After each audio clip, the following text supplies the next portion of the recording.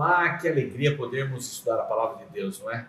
E aqui, no seu programa Revivados por Sua Palavra, da TV Novo Tempo. Todos os dias, às 7 da manhã, nós estamos juntinhos aqui para abrir a Bíblia e estudarmos mais um capítulo.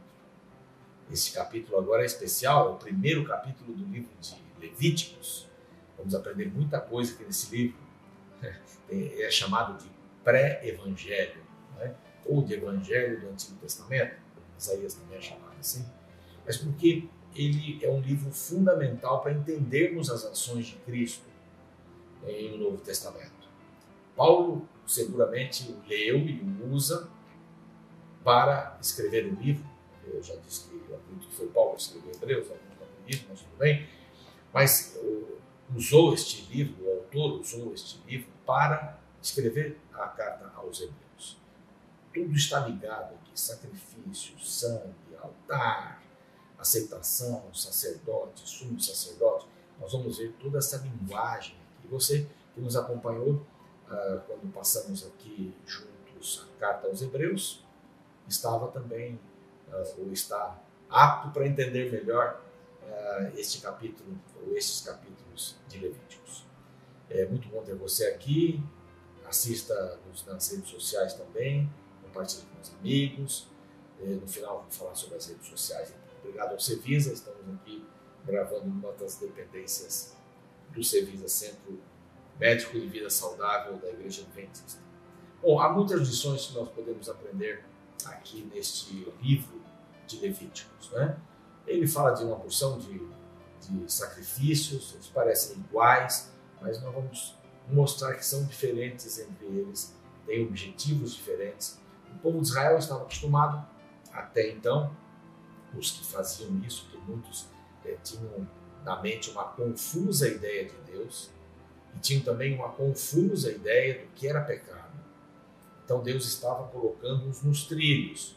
Por isso, tantas leis duras, tantas situações que Deus, pessoas morriam porque desobedeciam. Então, porque esse povo vinha de um comportamento completamente estranho, aquelas coisas que eles já tinham aprendido dos seus pais, né, que já haviam morrido. Jacó, quando veio para o Egito, a convite de José e do faraó, tinha um comportamento como nação, né, uma pequena nação de 70 pessoas, que cresceu, foram 600 mil homens, fora mulheres e crianças, quando saíram do Egito, muitos anos depois. Mas eles tinham aprendido que o pecador levava o cordeiro. Esse é o princípio. O princípio do livro de Levíticos todo é isso: o pecador leva o cordeiro. Começou aqui. Como eles estavam com uma nação, então aí surgiram outros tipos de ofertas. Mas essa é a oferta básica. Eu sou pecador, pequei, vou diante do patriarca da minha família e então imolo ali o cordeiro, coloco a minha mão sobre a cabeça do cordeiro, ele é imolado, o sangue é derramado, ele é queimado. Então é uma oferta queimada, né? E este primeiro capítulo fala justamente sobre ofertas queimadas, o holocausto. O que é uma oferta queimada? Como toda oferta é queimada, aqui tem um processo para isso. Há 3 tipos neste capítulo de ofertas que poderiam ser levadas como ofertas queimadas, todas elas simbolizando meu pecado, agora está confessado, e eu recebo o perdão quando o sangue é derramado, quando o sangue é aspergido por ali. Nós vamos ver aqui passo por passo. E eu sou aceito, assim como Jesus morreu, derramou seu sangue, e hoje nós podemos ir a ele, que é o cordeiro, e também é o sacerdote, o sumo sacerdote, aliás. Bom, a oferta queimada tem que ver com entrega, com consagração. Consagração. Então eu preciso consagrar minha vida, eu entrego minha vida. Eu tenho interesse em que o Senhor dirija a minha vida. Então esse é o princípio do holocausto, né? Ou desses holocaustos que eram estas ofertas. O verso 1 diz assim: chamou o Senhor a Moisés da tenda da congregação e disse.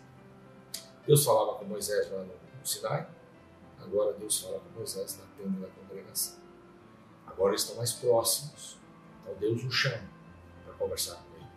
Em versos anteriores nós vimos, capítulos anteriores, que Deus estaria na tenda da congregação e de lá ele falaria e daria todas as orientações para Moisés para que este desse orientações para o seu povo.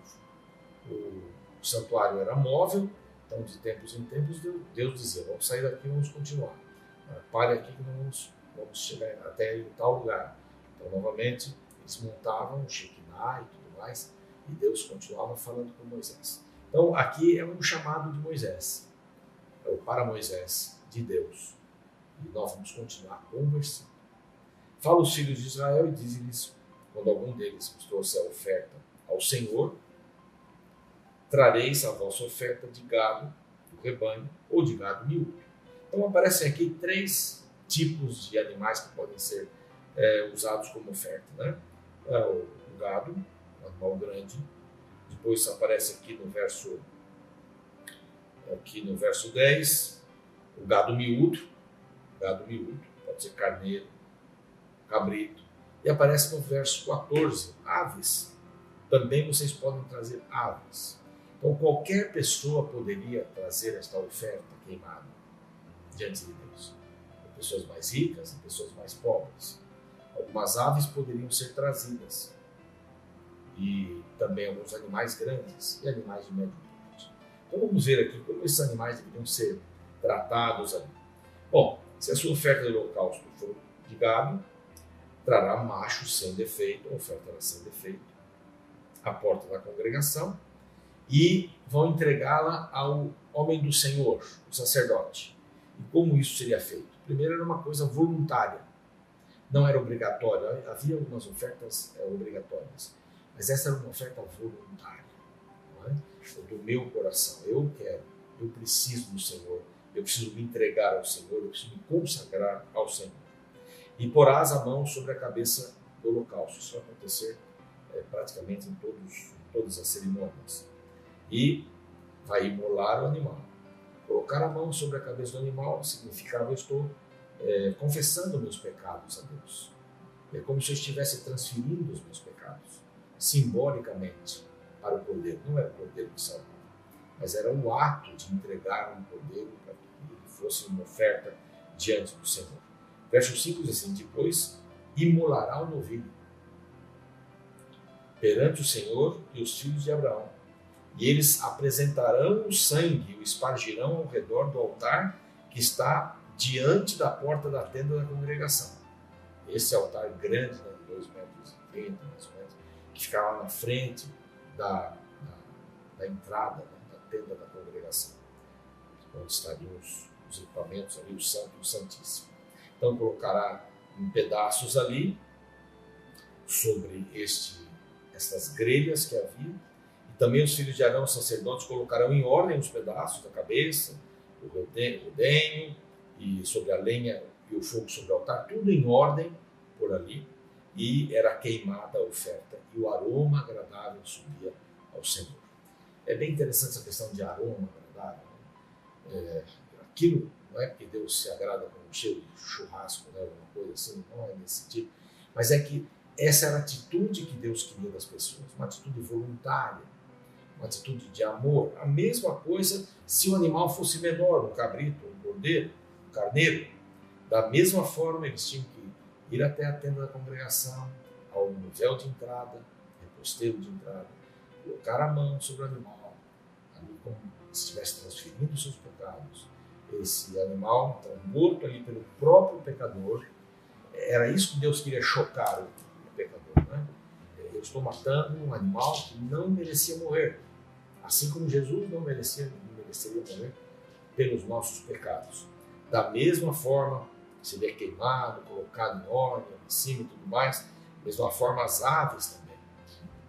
As aves são um pouco diferentes, com as unhas, com os dedos. O sacerdote deveria destroncar o pescoço, tirar um pouco de sangue, colocar também no altar, ali no altar do holocausto, na frente da tenda da congregação, e queimá-la como oferta queimada ao Senhor. Aqui a gente vê alguns elementos bem interessantes que se repetem, né? O fogo, a água, porque as entranhas eram lavadas ali, né? O fogo, a água e o sangue. São 3 elementos importantes que acontecem nesta primeira parte, e eles vão acompanhar os demais sacrifícios feitos, né, ofertas feitas ao Senhor: água, fogo e sangue. O fogo vem aqui, é o símbolo do Espírito Santo, né, que ilumina, o poder de purificação também no fogo, mas aqui é uma representação da ação do Espírito Santo. Na água nós vemos a questão da própria purificação, né? A água aparece em vários momentos, né? O batismo de Jesus, o exemplo para o batismo de todos nós, né? E o sangue é de alguém que morre. Tem aqui uma diferença muito grande, porque Deus poderia ter feito assim: você vai lá, leva o animal, faz um cortezinho nele, tira o sangue e vamos aspergir esse sangue ali no altar e etc. E tal. Não é isso. A ideia de que um animal morresse em meu lugar era essa a ideia. Porque o Senhor Jesus viria para morrer em meu lugar. Lá no Éden, vamos fazer uma ligação com o Éden, faremos uma ligação com o Senhor Jesus, mas lá no Éden, se houvesse a desobediência de Adão e Eva, certamente eles morreriam. Essa era a palavra: não comam desta árvore. Essa árvore aí é para o mal, não comam desta árvore. Então o diabo os convence, dizendo: vocês não vão morrer. Deus disse que vocês não vão morrer. E finalmente Deus disse assim: bom, vocês vão morrer, já começaram a morrer. Primeira morte, a segunda morte é comigo. Eu vou resolver essa questão. Está aqui o cordeiro, que é um símbolo. Então, essa ideia de que um animal tinha que morrer, derramar o seu sangue, para que eu pudesse ser salvo, essa era uma ideia muito forte. E a ideia que nós temos de Jesus morrendo na cruz para nos salvar também é uma ideia forte. Que possamos ir à cruz, ser purificados pelo sangue de Cristo, como uma ação do Espírito Santo em nossa vida. Oremos. Pai querido, te agradecemos porque mais uma vez estamos em contato com a palavra e estamos revendo esses assuntos do Antigo Testamento que apontam para a cruz do Calvário. E é para lá que nós queremos ir, para recebermos a salvação diária de Jesus Cristo. Em nome dele. Amém. Muito obrigado, então. Até o nosso próximo encontro.